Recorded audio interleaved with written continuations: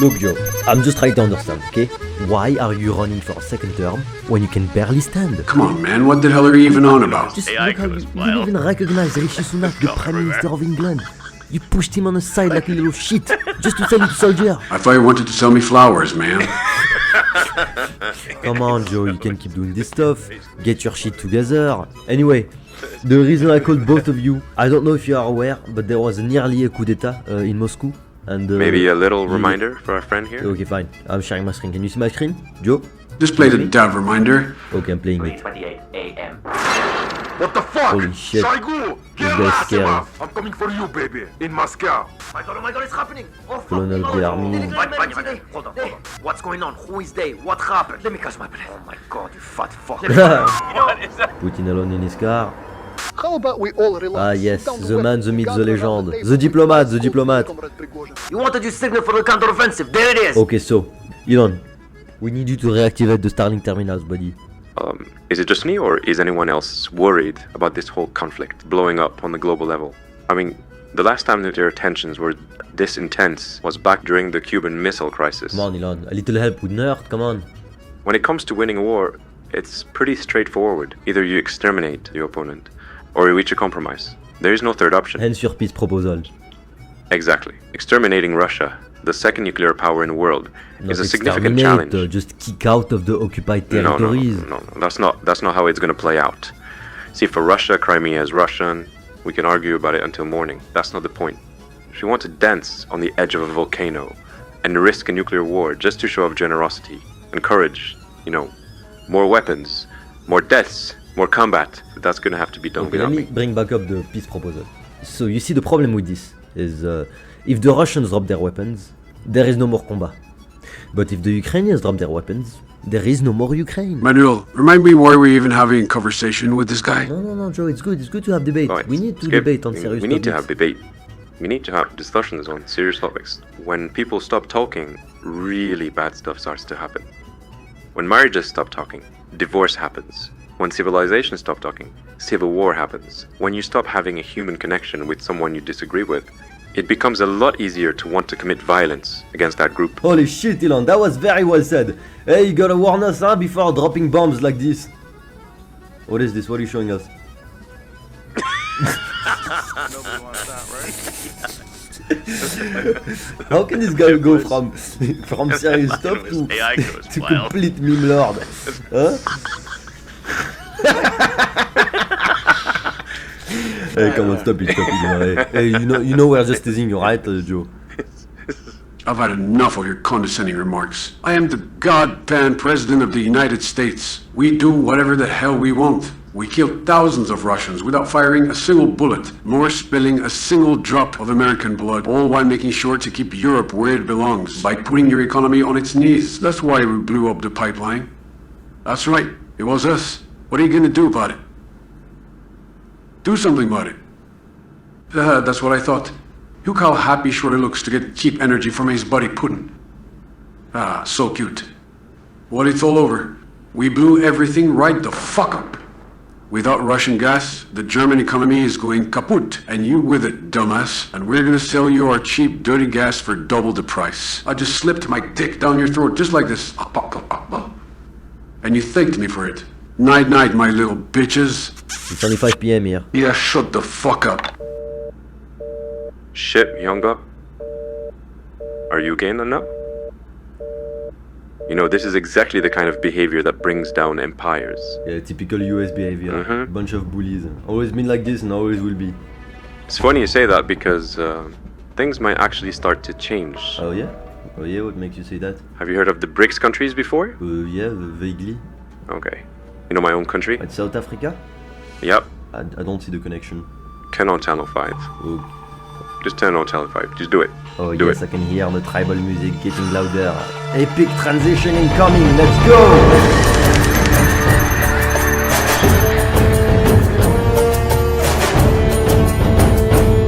Mr. President, No questions, no questions! No questions, get the fuck out of here! Get the fuck out! Don't Fuck touch me. you, fuck you, no questions, fuck you. All empires believe they are eternal. It's just how it is. Just like the British Empire didn't expect to be dismantled Spain didn't expect to be surpassed by Britain. The US of A is no exception. As we all know, its great power lies in the dollar. All the raw materials we consume daily are quoted in dollars. Coffee, uranium, obviously oil, natural gas, wheat. All of them. Any country engaging in international business must use the dollar, making it the world's coupon of sovereignty. The American empire has tried to protect this privilege at all costs, as any rational superpower should. Anyone daring to make transactions outside the dollar zone would immediately be put on the axis of evil. But that was before. We ain't talking about a rogue Middle Eastern dictator or a fleeting communist movement in Latin America. In August 2023, no less than the 5 largest developing economies in the world, namely Brazil, Russia, India, China, and South Africa, also known as the BRICS, gathered and openly talked about doing just that. Everyone get seated, please. Thank you. I would like to start by asking the following question. Are you familiar with the butterfly effect? A man eats an undercooked bat soup in China. 4 months later, I am overweight and depressed. In Wall Street, some bankers need to pay for the expensive cocaine addiction. Next thing you know, the whole world goes into the worst economic crisis of the century.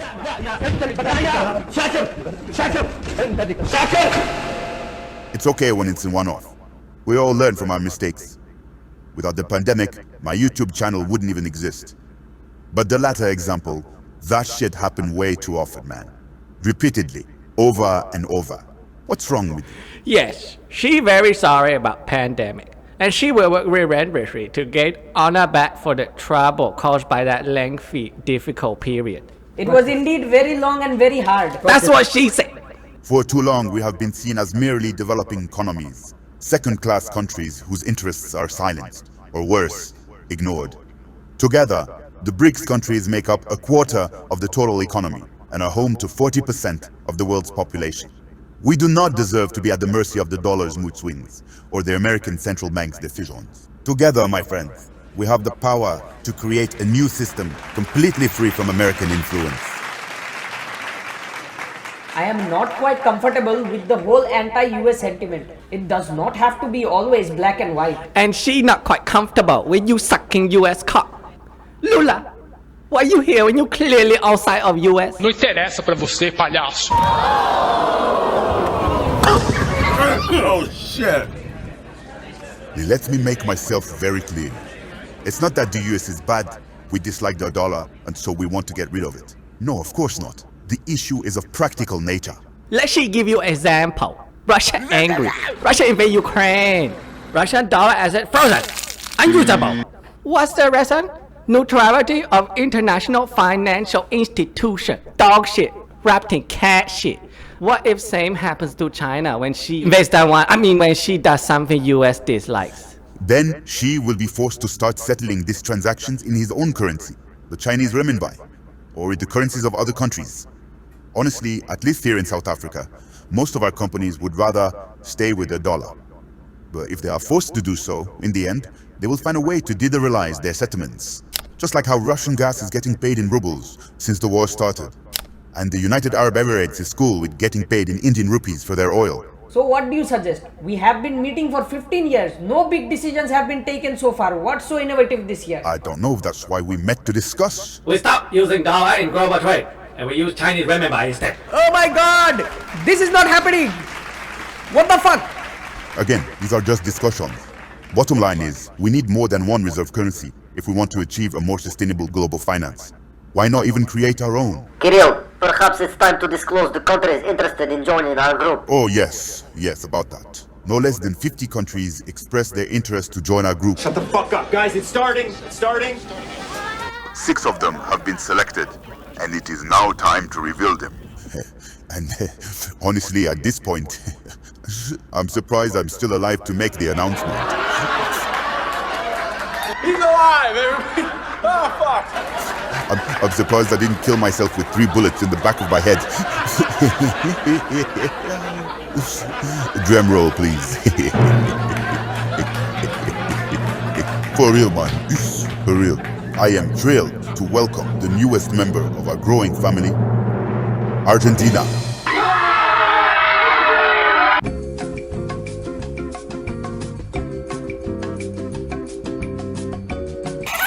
I am thrilled to welcome the newest member of our growing family, Ethiopia.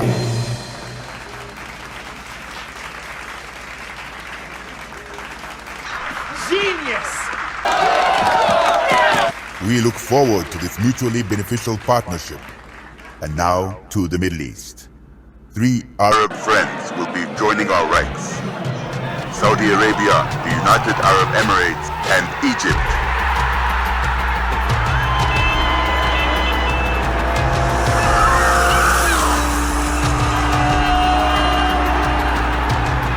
And remaining in the Middle East, because we strive for global peace, the last member to be joining our ranks this year is Iran.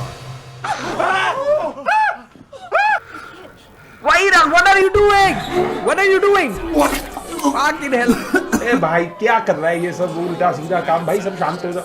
We extend our congratulations to our newcomers and a little thought to those who were not selected. Keep your candidacies up for next times. This is not happening. Look, man, there are now 2 axes at this point. I think it's understood, accepted fact. There is West, US red, and then she.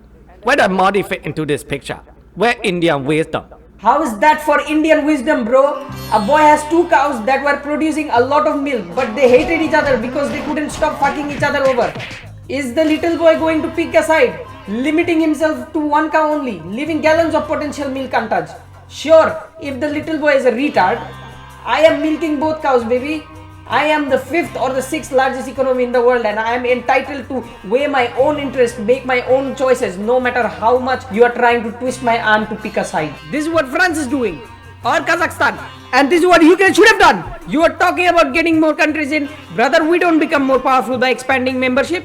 We should start focusing on internal conflicts first. Are you talking about how you banned TikTok and WeChat in India? Bro, fuck your shit talk cancer weapon of mass destruction. I'm talking about how you keep harassing my soldiers at the border.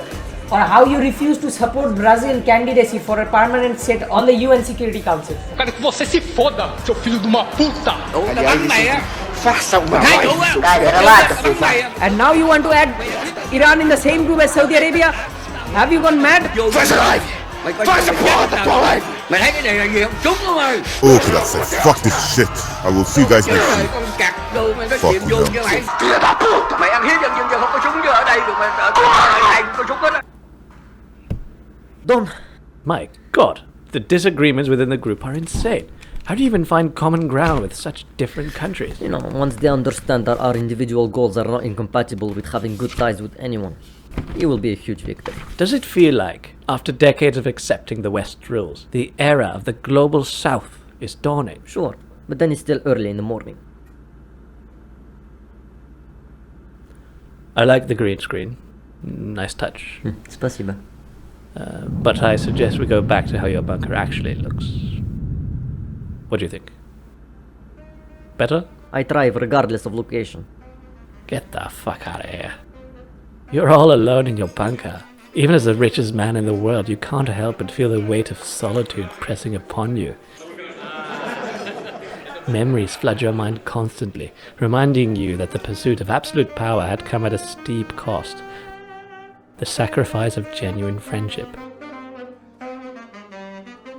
Can you be sure that these people are your friends? Or me? Hey, you know what we should do? We should attack Ukraine. Or me. Remember me? I am your loyal friend, aren't I, Volodya? Or me, Mr. Tsar. I will get rid of all of your enemies. Why are you doing this to me? You're doing this to yourself. Funny how the form your subconscious chooses to project is nonetheless a Western guy. I'd be curious to hear why from a psychologist's point of view. Thank God it's not Prigozhin. Say what you will about Prigozhin, but at least he was telling you things as they really were. Prigozhin's a fucking idiot. Why? Defying the hierarchy during wartime. Only a fool would do that. You're still not over it, huh? You cannot stand being in the position of the tamed beast, being told what to do, yet you yearn for someone to tell you how things actually are. Yeah. But if you view things like a game of chess, you check me, I'll do my best to get out of there and counterattack. How fucking dare you reference chess to my face? I don't see why I shouldn't. In chess, rules stay the same, but the winner changes every time. In your country, the rules change, but the winner remains the same, clinging to power like a corrupt hobbit holds on to the ring. And what do you know about power, Master Man? Not much. So listen to me carefully, Balek. If you have the chance one day, try to observe the monkeys at the zoo. When they play, it means that the hierarchies are clear and that the leader is in control, and that his key subjects are loyal to him. Otherwise, they are each in their corner, worried and scared. This whole structure didn't change as we evolved into humans. There are those on my direct phone line, those who go with me on missions abroad, and those who go on fishing vacations with me in Siberia.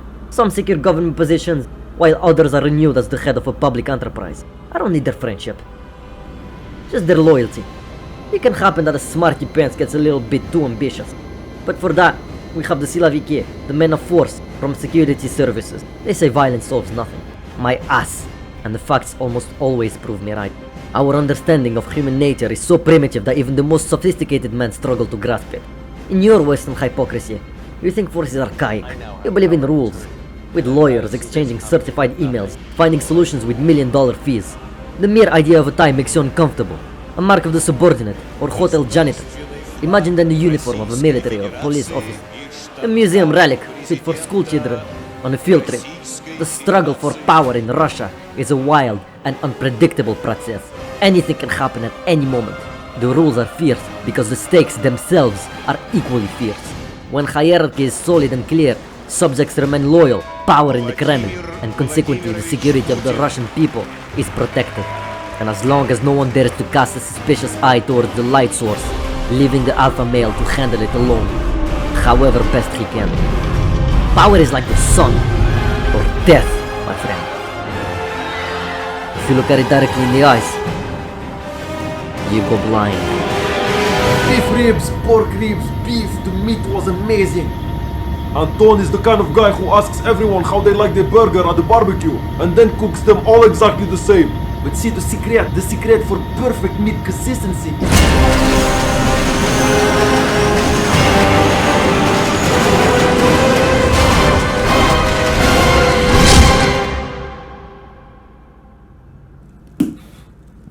Oh, diggity damn!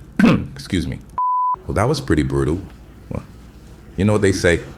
The mercy of the executioner lies in the precision of his cut. The summer of 2023, on the other hand, was everything but merciful to the Ukrainian army. The much-awaited counteroffensive turned out to be a failure. There are a number of explanations for that. Russian advantage in firepower. We can add to that, of course, a disappointing amount of equipment donated by the West.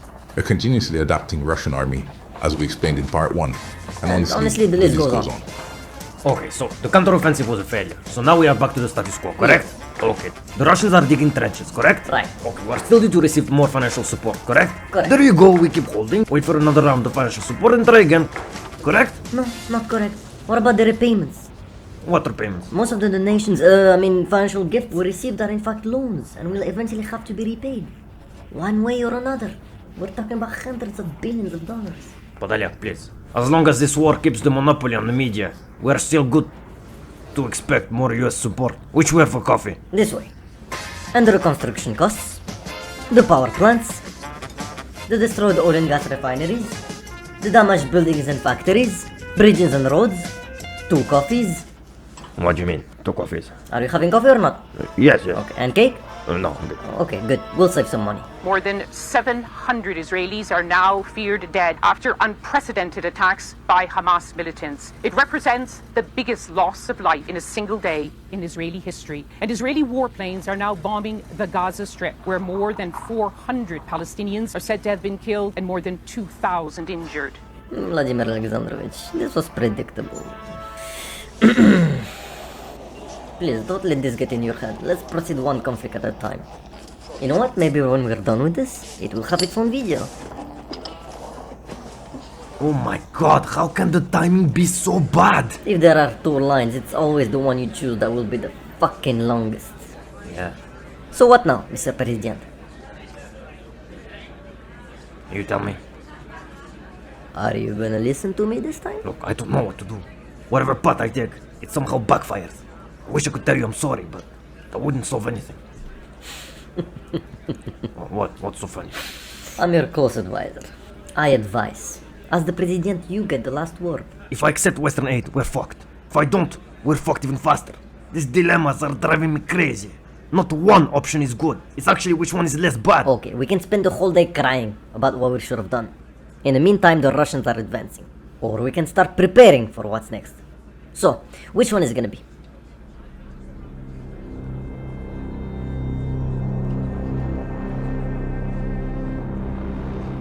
What's next?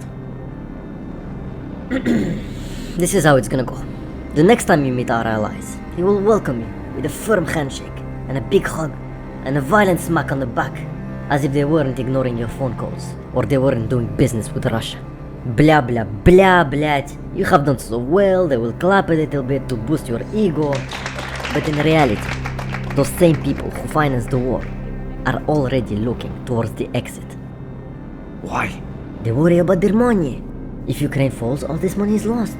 That's why they will slowly start pushing you towards the negotiation table to save what's left of our country.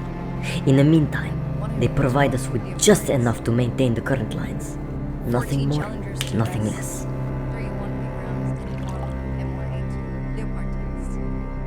And what if that's still not enough? In that case, they would also have a plan B. Freezing the conflict on the current lines and make Russia sign ceasefire agreements. Much like the Minsk Accords, of course, at the cost of Crimea and the occupied eastern territories.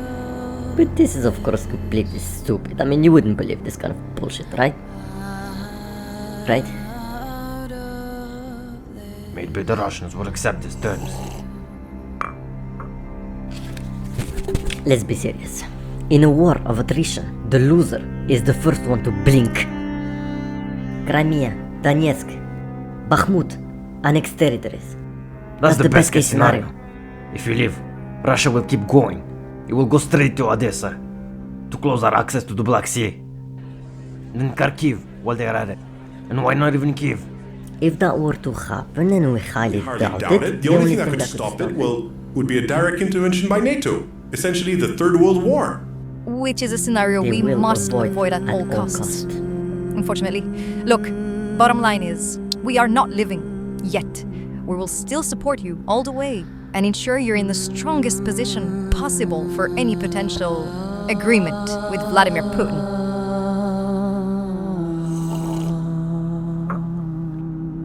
Checkmate.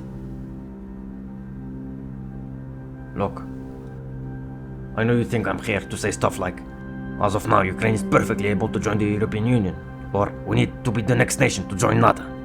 But I'm not stupid.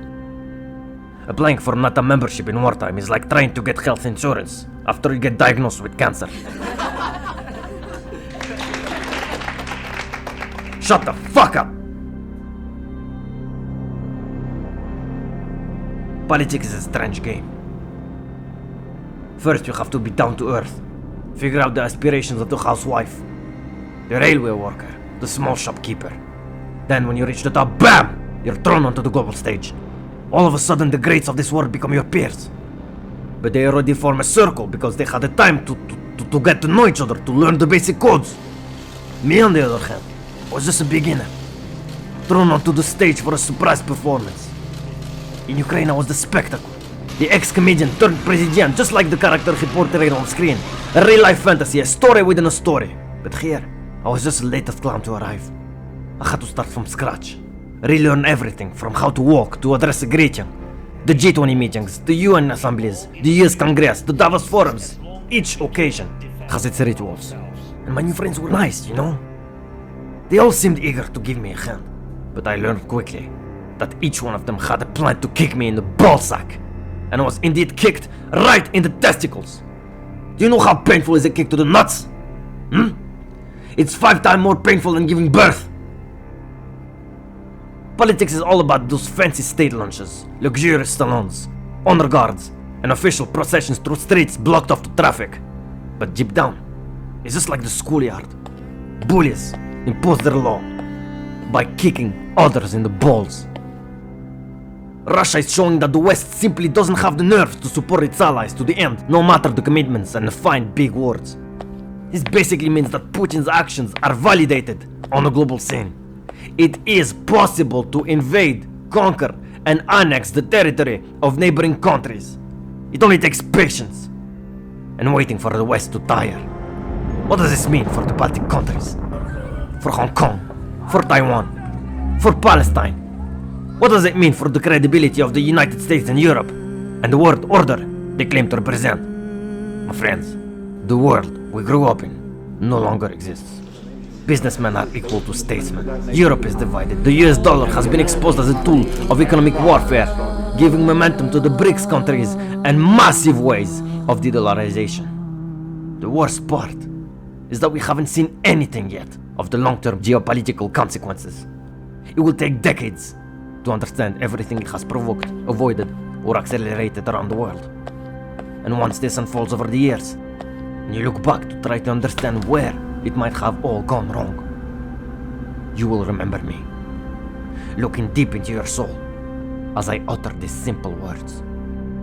I fucking told you. Godspeed.